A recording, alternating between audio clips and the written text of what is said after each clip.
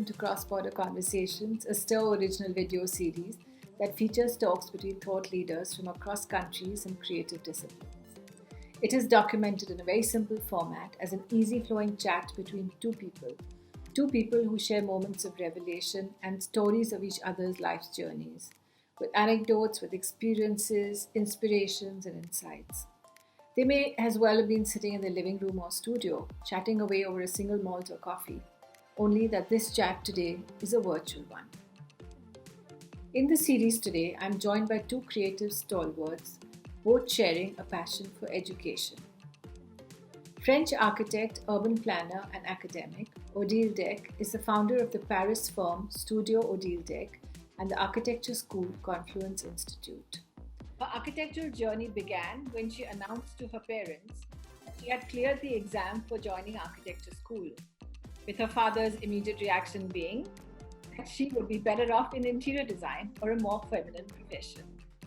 However, after graduating in 1978 and earning her diploma in urban planning the year after, Odile started her own firm, moving on to establish ODBC, an architecture firm with her partner Benoit. Her first breakthrough came in 1990 with her first major commission, Banque Populaire d'Ouest in Reims, France. Many years after tragically losing her husband in a car accident, Odile changed her firm name back to Studio Odile Decq, as her new work kept getting referred to the time she was with Benoit, and was fed up with the sort of sexist attitude by the media that didn't recognize her work solely as hers. Odile's diverse portfolio ranges from art galleries and museums to social housing and infrastructure, a recipient of many international awards such as the Golden Lion of Architecture during the Venice Biennale in 1996, the Jane Drew Prize in 2016, among others. Odile is known for her radical approach and experimental processes and has been quoted as a creative powerhouse, spirited breaker of rules, and advocate of equality. And did you know that lashes of deep, shocking red are most seen, if not in all, of her creations, including the way her studio looks? And I have personally seen this at the Phantom Restaurant at the Opera.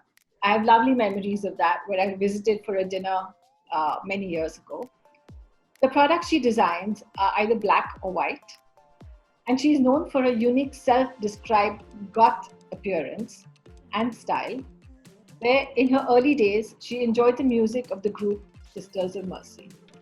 David joined the Royal Institute of British Architects, RIBA, as Director of Education in 2006, and has for over 20 years as an academic and educator teaching across the world. Having studied architecture at the Architectural Association in London, completing his postgraduate degree at the Imperial College, he's inclined towards research that intersects material technology with the histories and theories of architecture. Educated during the height of post-war modernism, David's greatest enthusiasms in both art and architecture lie, perhaps surprisingly, in the Baroque and Neoclassical. A late-season convert to the post-war portfolio of Le Corbusier, David believes that there is an intimate connection between love, war, art, and architecture. Besides his involvement in education, David has extensive experience in social housing, transportation, commercial, and restoration of listed buildings in the UK and in Europe.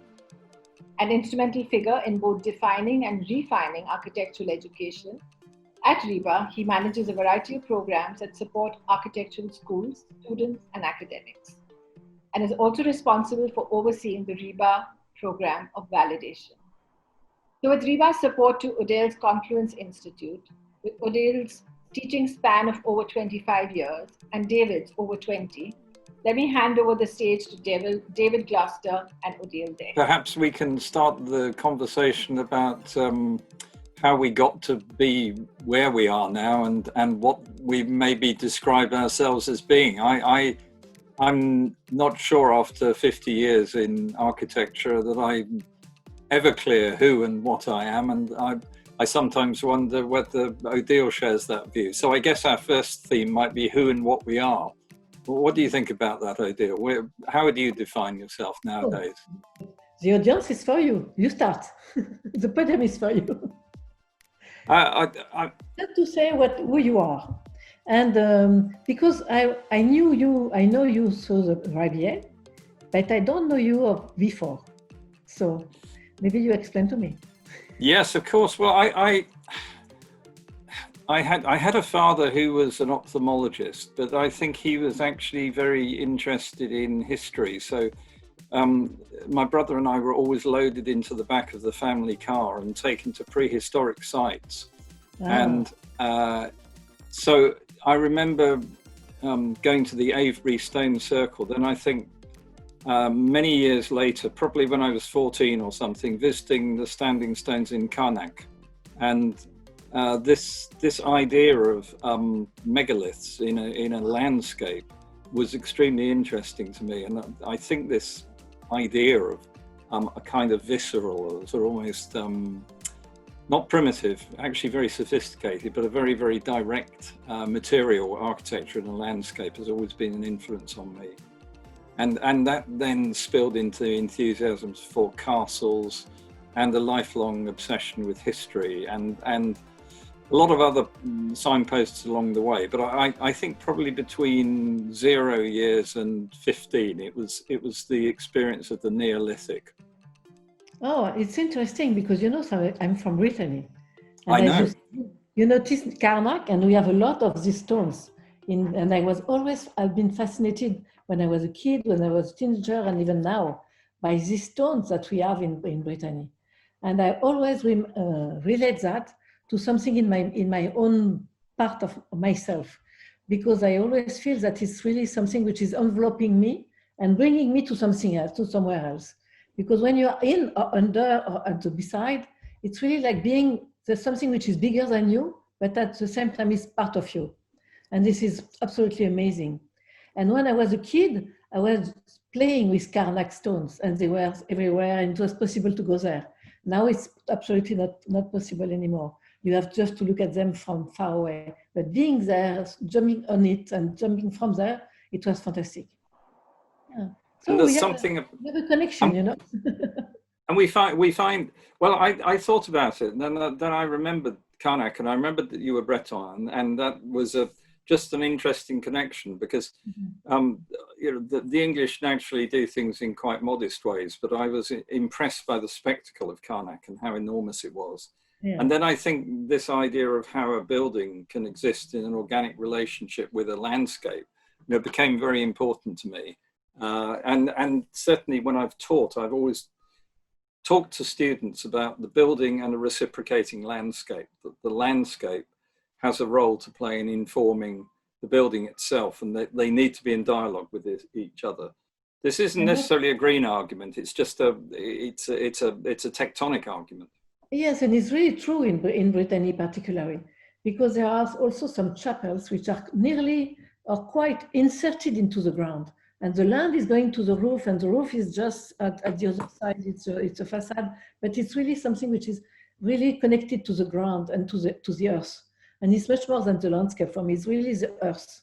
And this is a place where you receive some feelings. And it's funny because I was going there many, many times during my life. And for maybe 10 years or 15 years, I didn't go there. And 5-6 years ago, I went to visit a friend who is living there. And I was traveling with her a little bit to the far west. And when we were sitting on a rock close to the sea, and suddenly I said, I'm from here. I know that I'm from here. And I was feeling that a lot. This is really my land, my earth, my place. Yeah. And then how do you think from those experiences from one's younger days, how did the journey, I don't like the word journey actually, but how did that progression to architecture happen with you? Oh, it's very particular because I never thought about. I had an education very normal in religious places and schools, and after that in more public. But at the same time, I had a teacher in art when I was a teenager who discovered that in my class, we were with only girls, 4 or 5 of us were very interested by art. And he gave us, with his wife, a lot of lectures to us especially, and teaching us, making us discovering architecture, sculpture, art, whatever. And because I was a girl, and I'm still a girl, when I was at my baccalaureate, I was thinking of going to Paris and studying art decorative, because it was, for me, maybe possible for women. And because Beaux-Arts was too much hazard and too much chaotic, and I was thinking of decorative art. But I went not to Paris because my parents didn't want that I go to Paris, because I was very difficult. I was a very difficult kid. And they sent me back to Brittany, to my grandparents, where I went to study history of art for the first year. And I met some students of architecture who were there. And they brought me to the School of Architecture, and I said, oh, this is what I want to do. This is exactly what I want. And this is how I passed the exam to enter in. And after that, I said that to my father, that I have succeeded my exam to come into the School of Architecture. And he told me that it was not for women. I did that short, but this is mostly the story, you know. And so finally, this remark from my father gave me the strength to say, okay, no, it's most of that. He invited an architect to come for lunch with them and me. When he started to talk to me, he said that to my parents, that it was good that young women, young girls, wanted to now study architecture because they are more practical and more pragmatical than them, the man. And we could have done very well, designed very well, the cupboard and the kitchen in their office, the main office. So for me, it was immediately a challenge. I had to prove that I'm practical, pragmatical, and I'm an architect. So it was really the challenge to start. It's all our careers hang on odd small incidents. It seems to me. I was at a party given by my art teacher at secondary school, and I'd already been admitted to quite a boring school of architecture in the UK, and I bumped into this guy, and he said, "You have to go to the AA," and actually, I was slightly embarrassed. I knew nothing about the AA. So after I did my first year in the not very interesting school and did very well, I could do architecture, I discovered. But then I had to discover about the AA. So I spent all my time during my second year, when I was meant to be at one school, in the AA. I used to go to the lectures because nobody ever stopped you coming in. And then at the end of the second year, I decided that perhaps I should go and study there. So I changed school and lost all my student grant and made big trouble for myself.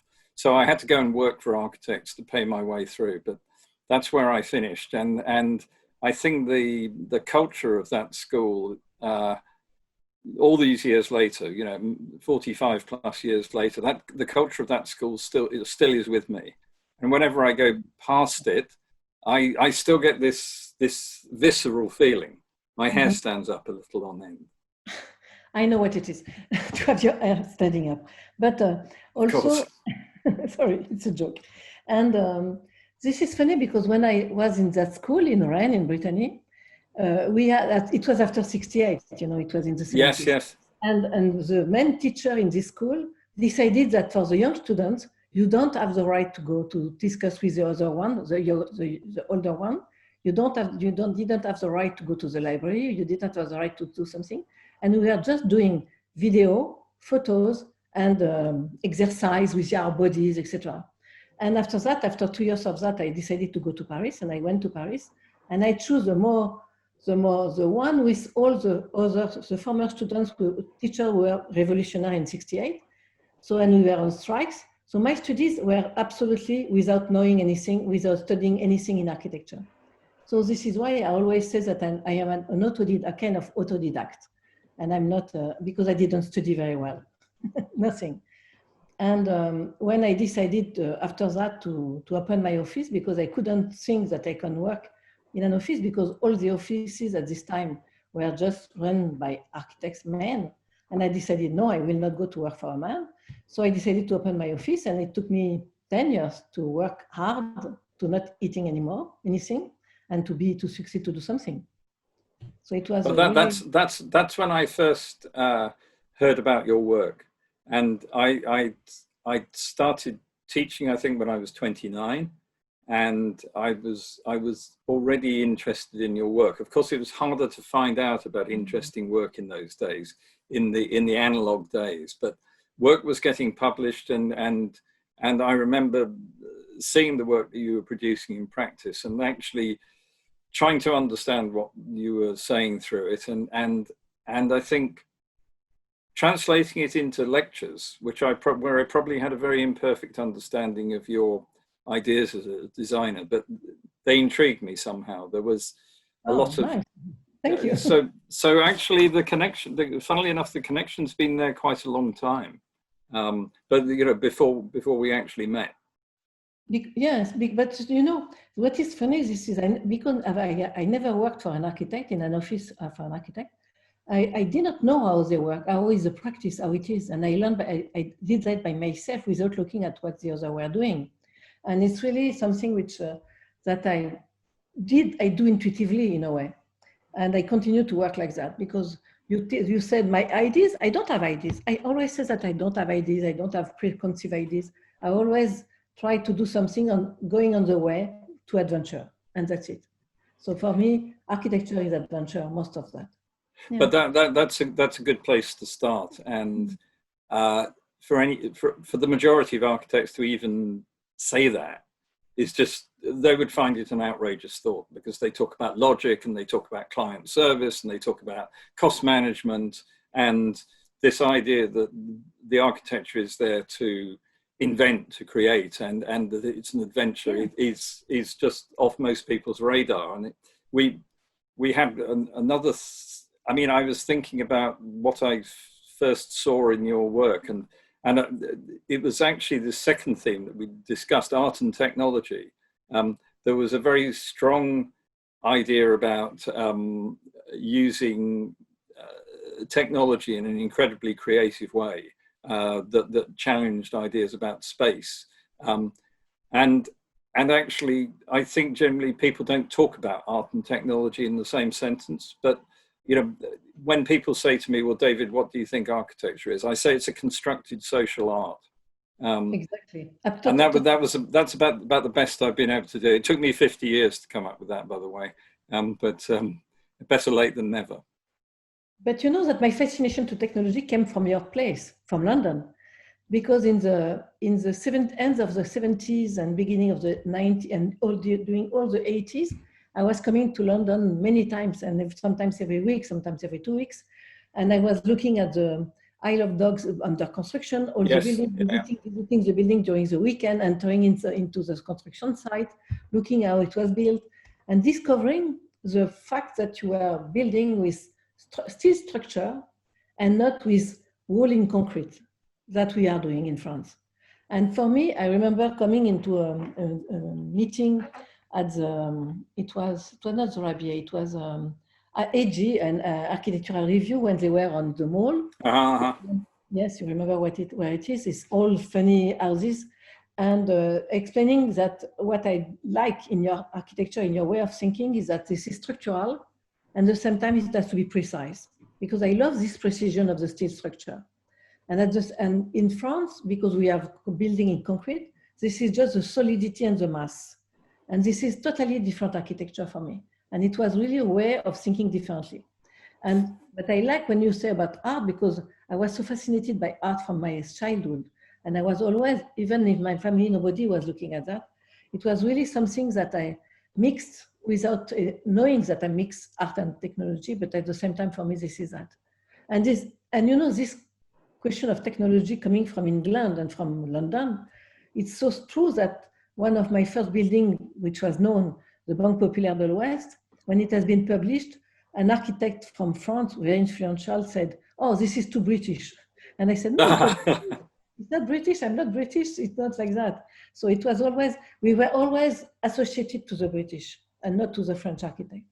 I think that point about concrete is really interesting, because although I've always seen it as this great heroic material which you can make plastic form with, it's also a bit like building with cake. You know, you have to make a tin and then you fill it with this kind of gloopy stuff. And I remember that moment. I was desperate to work in a practice that used steel for exactly the reasons that you're talking about. This idea that you can start to see a building more as a kind of aeronautical structure where the tolerances are tighter, and you don't have to do anything with that concrete, because unless you're very clever, it's difficult with concrete because it can be crude. It can be beautiful, but it can also be crude. And that kind of crispness that you get with steel was very important. And I think in that a particular phase of British architecture, you know, all the post-Smithson guys, you know, the people, because there's a whole generation that comes out of the Smithsons, you know, because the Smithsons and Hunstanton was a steel structure. So we all kind of fell in love with that idea of precision. Yeah, but I fell in love also in that, in London, not in France, because in France we were not building that, like that. And this is very funny. But this is why we were talking last week and we said, we love architecture. Yes. And we love architecture much more than the architects. This is provocative, and it's important. It's such a problem because we're both architects, and somehow I feel we're not being loyal to our colleagues. But it's true that the architecture which is produced by the profession is separate from the profession itself, and this is a big problem. And you know, for me, I never expected, you know, to be working nearly 15 years in an organization which is a membership organization for architects. And of course, architects are necessary to produce architecture, but it's a big division between the phenomenon of architects as a group of people and architecture as a cultural and social and artistic activity. But when I say that, I want to say also some things that when you see some artists today, you discover that they are playing with architecture. Yes. And when you see some engineers, they are playing with architecture. For me, Peter Rice was as good as as doing architecture as everybody else. And but it's forbidden and sometimes no, it's not forbidden. They reproach to the architect to go to the art field. But I, as an architect, as somebody educated in architecture, I go to the art field, I go to the design field, I go to the object design field, I go to the engineering, I go to everywhere, because for me, this is more important. And for me, this is all architecture. And this is the limit of what the people can listen. Because when we say that all of that is architecture, you feel, you give the impression that you are taking everything with you as architect, but it's not true. It's just embracing the field.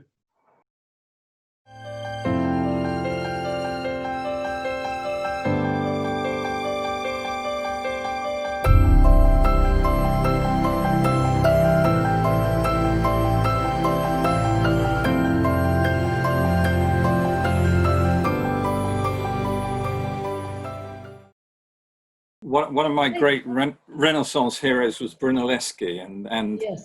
I remember when I was trying to understand his work, I was confused that he was trained, I think, as a silversmith, and then he's doing bas relief, you know, in a sculptural sense, and incredible structural engineering projects like the Duomo, and fortifications and diverting rivers.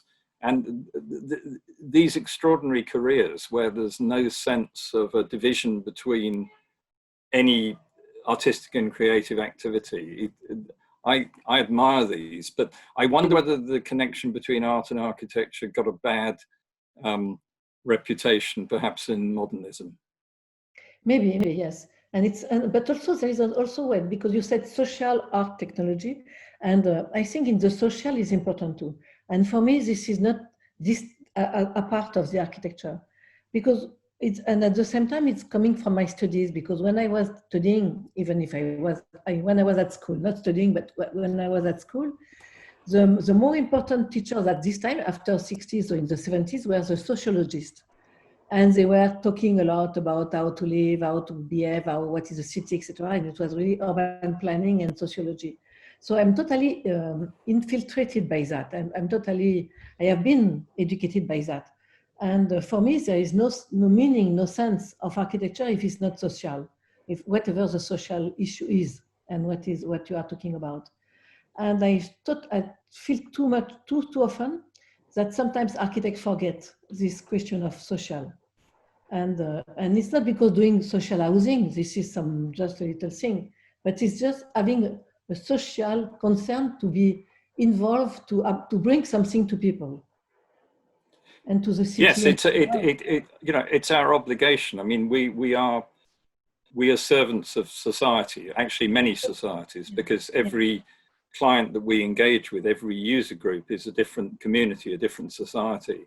And I think one of the things when I was learning about architecture, when I was a teenager, I was drawing and I was painting, but I began to learn about architecture. And it was the social purpose of architecture, which I think I found incredibly attractive. And in a sort of pompous kind of way, I used to tell my friends when I was young that architecture was the most important thing in the world because it had this social purpose. But I still think like that, I always say that architecture has to be in the center of the world. And this is why, but don't give that in the hands of the architects. because for the moment, architects have not been educated to do that. This is the problem. Because they have lost, especially in schools of architecture, and I tell you that but this is why we love to discuss together, and this is why you are supporting my ideas in the school. And I remember very well a discussion that we had once at having a lunch or a dinner in a very little basement in a restaurant, and we were discussing, and I discovered that you were really feeling like what I'm thinking, and because this is very important, because we are problem solvers. Whatever the problem is, and whatever the complexity of the problem is, that means that we can bring into our discipline everything which is around us. And we are able to manage that and to make a proposal from that. And it's so unique. It's the only discipline where we can do that. And this is why I say it has to be in central.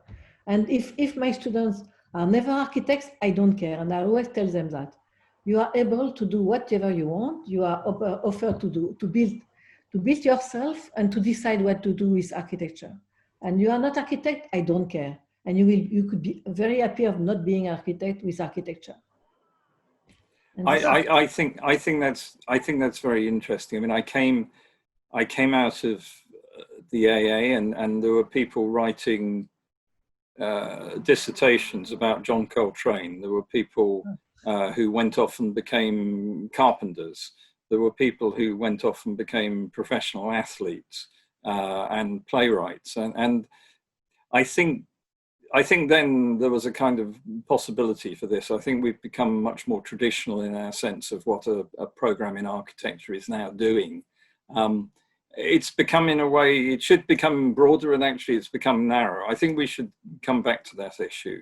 But it was the spirit of the 70s. I don't know when you were a student, but it was the spirit of the 70s mostly.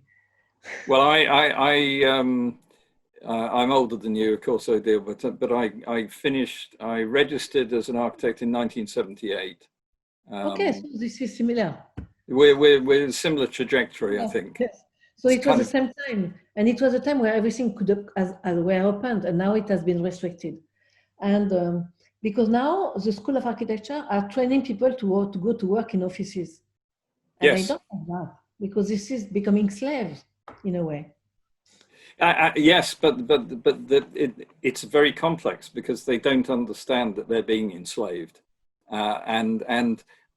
it's funny. I don't know whether you've ever had this experience. You meet your past students over the years, and I've had a couple of conversations, unfortunately not more than that, and the students, the graduates, have come up to me and they said, all that stuff we talked about, about love and art and warfare and landscape and vectors and fractals. I didn't need any of that, David. I've been working in architecture now for 10 years.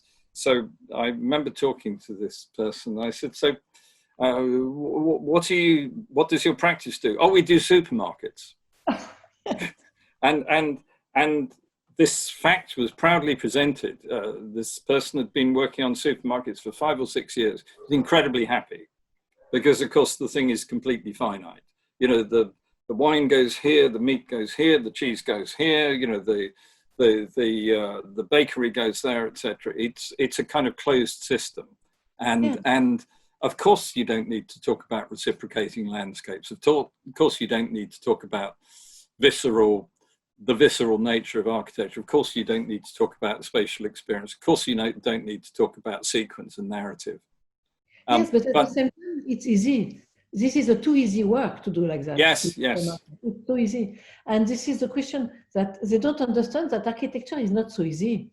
This is a culture and this is your life. It has to be a passion of your life. And if it's not a passion of your life, don't do architecture. I have 2 former students who are in London in a kind of a laboratory research where they have established their own startup to do bio printing, some with mushrooms or something like that. And they are so happy for doing that and experimenting that for years now. So this is something that fill your life in a way. So this is bringing your life to a certain edge, and which is not just building buildings, you know. It's too restrictive to build buildings only. Because building is not only a building. It's a place for living for people. It's a place that when you come into a building, you have to forget the hardness of your life. And this is my philosophy in a way. And when you are in the city and you see such a building, you have to feel that this is something that gives you joy. Like when you have a piece of art in your home, you look at this piece of art and this is good for your soul. But I want that architecture is good for your soul too. And just not a functional building, a business for making money. And I hope that it will come the time for that, but I'm not sure, not yet. If it isn't for the soul, then actually the only other thing it is for is profit. And you know, there's a big problem in architecture where development becomes conflated with profit. And the reality is that if you look at the great projects of the Renaissance and the great artists of the Renaissance, Michelangelo, Raphael, Leonardo, etc., they did understand that they had to be entrepreneurial enough to get patronage. Otherwise, they would never work as artists. They would die of starvation. So you have to understand how to influence people. I think that's different from being entrepreneurial. It's another kind of entrepreneurship. Yeah. But the quality that we have, and Odile's absolutely right, we're versatile problem solvers, and actually you can relate that problem solving to almost any creative problem. And in that sense, it's very interesting that American business courses are increasingly referring to how architects think, because if we're very good, I think, at developing alternatives. You know, there's a stated problem, which is never the correct problem, of course. So we then have to restate the problem and develop solutions to it. Exactly. And then you have to interact with somebody else, generally somebody whose time and money you're dealing with. And they start shaking their head, you know, within 10 seconds of seeing the drawings. And then you have to say, okay, I can see you don't believe this. Tell me. And then I was taught, you know, I think I discussed it about drawing upside down for clients. You know, you have to be able to, that they're skeptical, you're reactive, you're trying to almost define another kind of solution in front of them. And that's magic. That's literally almost like magic. Absolutely. The question of being able to propose problem, but not to solve problem, instead of creating problems. But we are always considered creating problems because we always say, no, this is not the right way, you have to do that, and you have and bring the people to another side, etc. And this is very difficult for them because you always have to re-question the status quo and whatever they think. But at the same time, at the end, they are happy with what you propose if they agree to go to the end of the process.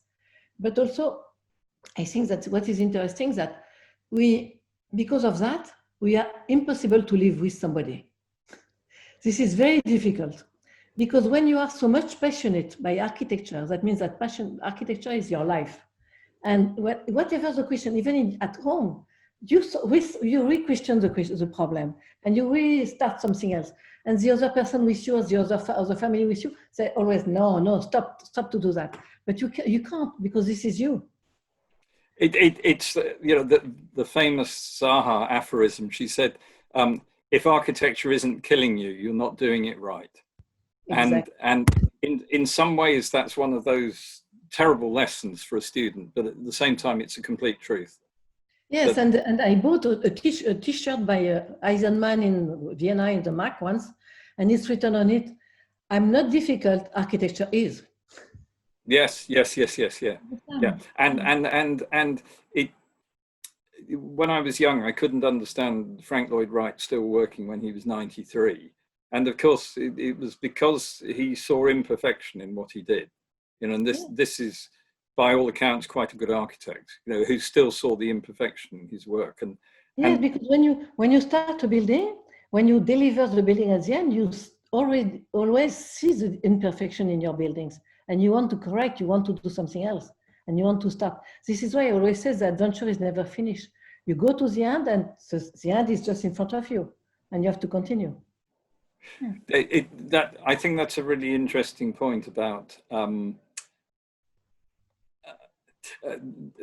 I remember, painters I've known over the years. They would work for months on something and create something very beautiful. And the next day you'd go back to the studio and you say, "Where's the painting?" They said, "What painting?" I said, "The one you've been working on the last 6 months. I painted over it."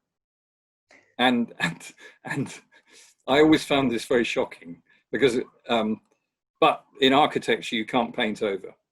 No. So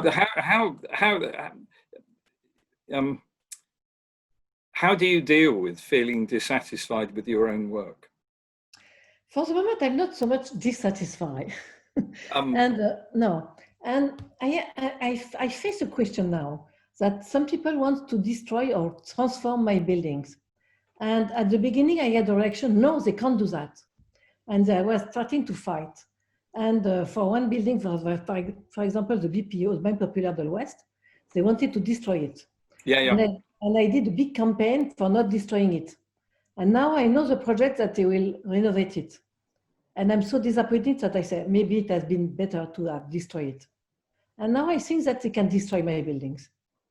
Yeah, that's really interesting because one of Cedric Price's schemes, I can't remember, maybe Generator, but a project which actually very near to where we live, which I visited when I was a student. I didn't completely understand it, but I liked Cedric very much. I thought he was extremely interesting. Nice and the building was not being used and was kind of falling apart. And so a group of famous architects decided that it had to be listed. It had to become a historic building. And so they put this application in for it to be listed. And Cedric was very angry about this.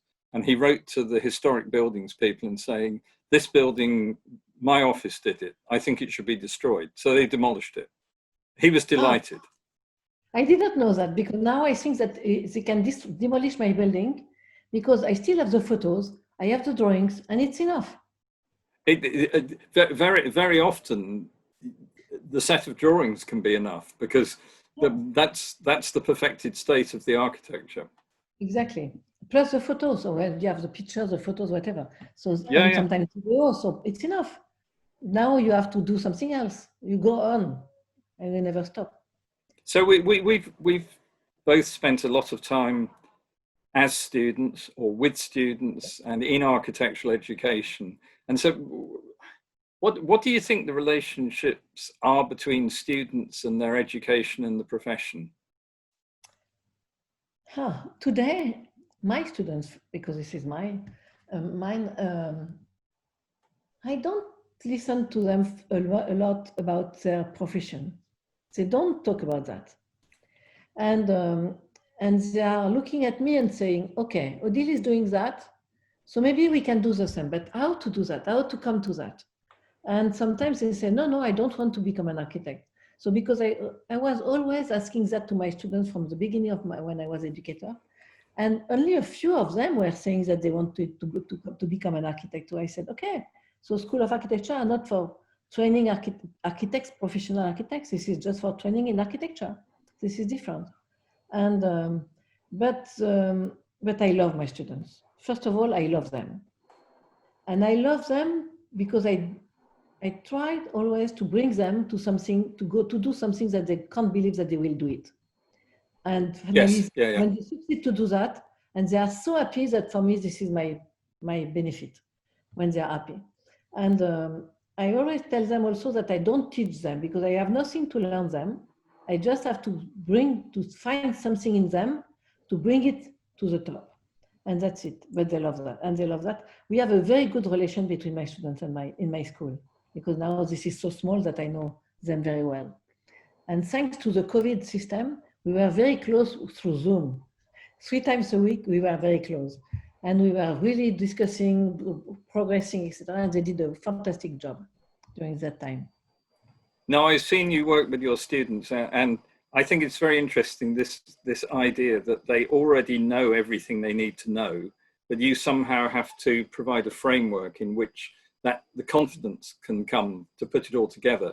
And I think your work as an educator, I think you're a catalyst, you know, and yeah. Maybe more than a catalyst, because a catalyst is more neutral. I think if it isn't a contradiction, you're an active catalyst. I don't know. No, you're the grenade that rolls into the room and then explodes, and good things happen. Yeah, a kind of that, yes. Because sometimes I tell them some bizarre things, and you know, this at the beginning with Confluence, I didn't want to teach because I was thinking, okay, I build a school and I have to bring the ideas and bring people, etc. But last year, some student came to me and said, Odile, we want you as a teacher. We want you to do the studio. We want you. And I said, okay, I will do that. I will do that. And it was so fantastic because I love to do that. This is really an experiment that I love to do, always. So this is really in my nature to do that. So I will maybe continue. And next semester, it will be Nicolas will do the studio. I will do a big workshop for 20 days in a row. And I love that. I can't avoid to teach or not to do work with my students. I tried for some years, but now I can't. It's very difficult, I think. I mean, I don't teach in an active sense, but I find that almost everything I do becomes a tutorial, or it becomes a lecture, or it becomes a presentation. There's something. Yes, you told me that you have students also in the RIBA, but you don't teach there. Well, I do, in the sense that I'm always interacting with students, and they're very sweet. They sometimes write to me and say, you know, I need some help with this and that, and I never refuse. I always go and talk to them, and they're always good about it. But I guess I want to ask a question. You uniquely founded a school of architecture, and in a tough context, like the French context, you know, very formal in many respects. And you did this with your unique brand of tenacity, you know, which is one of the great things about your character. So the fact that you established Confluence, you know, first in Lyon, now in Paris, this is a critique, I guess, of architectural education. So what do you feel a school of architecture should really be about? A place for students first, never a place for teachers, just a place for students, where they can go, interact between themselves, and also sometimes meet the teachers to ask them questions. For me, this is the resume of what is a School of Architecture. I have the feeling, since some years now, that the profession of architects will have difficulty. We will face difficulties in the future because of the AI, artificial intelligence, and because we replace by some programs and some formulas that be able to do what we are doing. So what is the added value that somebody who has been educated in architecture can add? So I think that the School of Architecture is a place where we have to think what is the added value of being an architect in comparison to what is a program for a robot, etc. And this is a real question of today, because in 10 years, 15 years, architect will be something on the beside otherwise. So this is why all the program in School of Architecture, the program in the college or whatever you call them, have to be re-questioned to make people being inserted in the society, inserted in the world, the students, to know what is the world, what is the society, what do they want to add for helping people to live better, and what is the culture that they can propose and they can add again, and how a client can't avoid to take such a person, because with this person that we still can call an architect, they will have something which is much better. And this is the question that all the schools of architecture have to ask today. So is it something of the fact that, David, you also have, I think in one of your lectures mentioned that when we make architecture, we have to set ourselves aside, and then we achieve architecture when the self is absent? I mean, is that something which marries in what Odile is saying, and is that what the future is about architecture? I think it's really complex, because the reality is that if you're being creative, you give an individual viewpoint on the project, but at the same time you have to interpret that viewpoint in a way that answers the requirements of the building. I don't mean in a functional sense, but I mean in a social and a cultural sense. And I think the dilemma we're faced with at the moment is that so much of the agenda of architecture is about gathering people together. We're always talking about gathering. We're talking about joining people together. We're talking about conversation, dialogue. And without wishing to get into all the Henri Lefebvre stuff about the right to the city is actually challenged anyway, but will be challenged even more after this virus, because every political system can say, well, actually, you can't go into the city because it's not safe to do so. So we've got a challenge, I think, as urbanists in thinking, how do we still design a city that's predicated around gathering, but at the same time it's safe and healthy? I think there's an interesting thing that's happened with lockdown since March, which is that students have been less dependent on digital tools. If they can't get into their school to use a robotic arm or a CNC cutter, they're having to find slightly different ways to express themselves. Maybe some of the digital issues will become secondary to the creative issues. I've often said to students, mastery of software is not mastery of architecture, because for some students, they see, oh, there are all these programs. I need to learn BIM programs and Rhino, and I need to learn Grasshopper and so on. And of course, these are all fantastic things. They can be very creative, but they can also be a displacement activity for thinking a problem through in a completely original way, where you establish the solution from completely first principles. So I think there are some challenges, and I think there are some opportunities in this post-viral society, which can be quite interesting. This is true, because when we were during the lockdown, I was running the studio, and I asked the students to do drawings by hand and to show me that on the screen. And they were very uneasy to do that at the beginning, but step by step they become very good. And to do collage, because I said you can to start collage. You never did that at school. Now you can do collage again. And I was really using the tools that we had before. And but also this question with the virus and the healthy condition of the city and the place where you live will re-question every program, because we have to think, and I'm not sure that it will be that way, that a place for living is not a financial product. It's a place for living, it's for human. Yeah.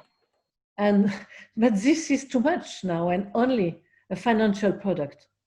And this is something that it's a political issue to do that like that. So architects have to go back to the politician to tell them, stop to think with financial issue and start again, please, to think about human and human being. And it's not easy. Every morning I shave in our bathroom, and I have a view that goes out to the square mile of London, and all the tallest buildings are there, and they're still going up. There's still this skyscape of cranes. So I'm sitting there staring out at this, and I'm thinking 90% of these buildings, their usage is challenged. Barclays Bank, for example, said we're never going to have 7,000 people in the same building on one site ever again. So there's going to be hundreds, thousands of multinational clients who are going to be completely questioning the basis on which they work. And as soon as you have that situation, you catalyze a complete change in the agenda of architecture. Buildings will be commissioned in completely different ways. As soon as you do that, then actually architects can jump in and use a vividity of imagination, which I think can really, really justify all the things about creative education, which often we're criticized for by the profession. Yeah. We literally can redraw this map. And we have to rethink and to renovate again, even the new offices building, because they will not be used as offices. They have to be used differently. So this is a question. And this is interesting because it's a challenge for architects. But I don't know if the client will do that. I'm not 100% sure. Anything which reduces the human being to a set of metrics is a brutalizing system, which we can't have anything to do with in architecture. I mean, it's just fundamental. And of course, all the issues around climate literacy are absolutely critical. They're absolutely critical. But we can't allow anything which is a system of metrics to displace the basic issue of architecture, which should be good for the mind and body.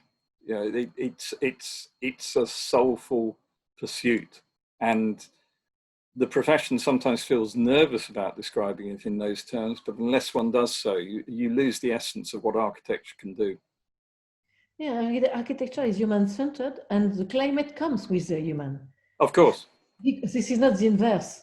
Because when you think about the earth and the climate, usually you forget the human. When you speak, you think from the human, you go to the climate and to the earth.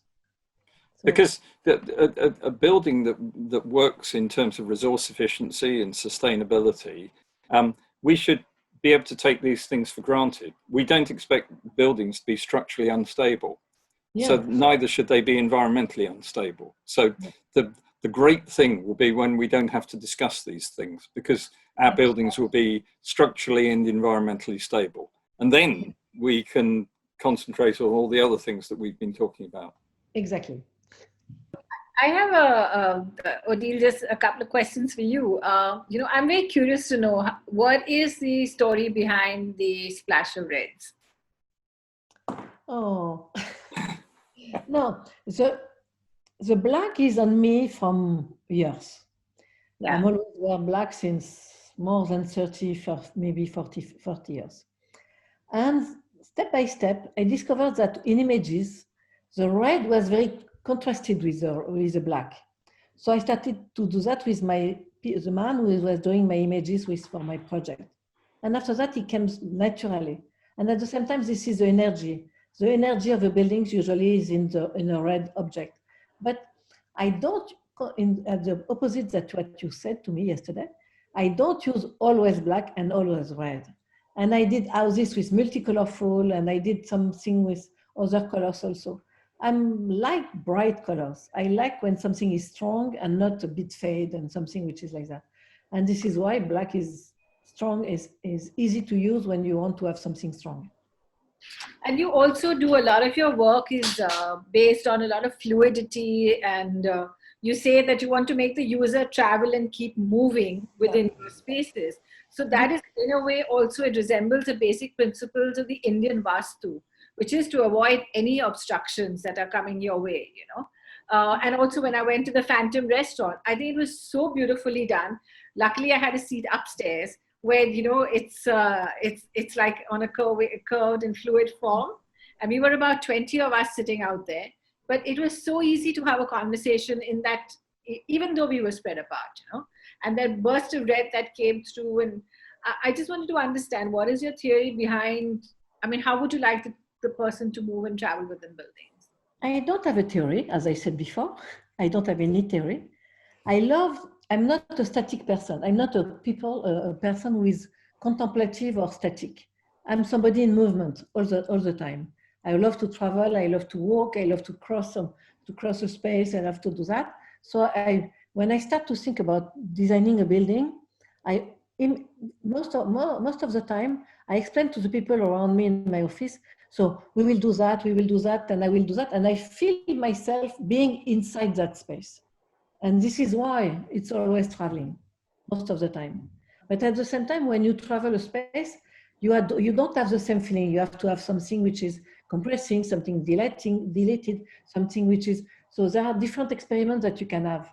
And this is why I love doing museum, because with museum, you can experiment a lot. Right. Yeah. This is me. This is my nature. Sorry. No, it's really been amazing. And I think we've had a fabulous conversation. Are there any concluding remarks you all would like to give in? Any message for the students for the future, or message for the architecture community for the future? Or well, I'm not going to tell the students to try harder, because they always try hard. And the fantastic thing with being in architectural education is that you're constantly in a conversation where you don't know where it's going to go. And so it's all about infinite possibility. And this will sound critical of the profession, which I've been part of for so many years, but I wish that the profession could understand, going back to Odile's word at the beginning, that actually architecture is an adventure. And not every project can become this extraordinary thing, but within the context of every project, there are victories that you can win, which are like mini adventures. When Mies was doing the Mansion House scheme in London, which was never built, he hadn't produced that many drawings, but he had a meeting with the client, Peter Palumbo, and Palumbo, was very excited. He wanted to see the scheme, and Mies eventually opened this briefcase, and he took out this immaculate piece of bronze ironmongery and put it on the table, said nothing. And so Palumbo's sitting there, looking at this door handle, and Mies eventually leaned forward and said, "If you understand this, you'll understand everything you need to know about my building," which was a wonderful way of excusing the fact that you hadn't drawn it. But I think the reality is that the profession needs to take more risks. It needs to redefine what the role of the architect is. It needs to take itself on a huge adventure. And this is true of every continent on Earth. It's just not true of just one country or one city. It's just the possibility that our students present to us of what architecture can be is so huge. And the possibility of what it gets presented back to us in the built environment is often not quite as inspiring. And that's a constant struggle, I think, for all of us involved in architectural education.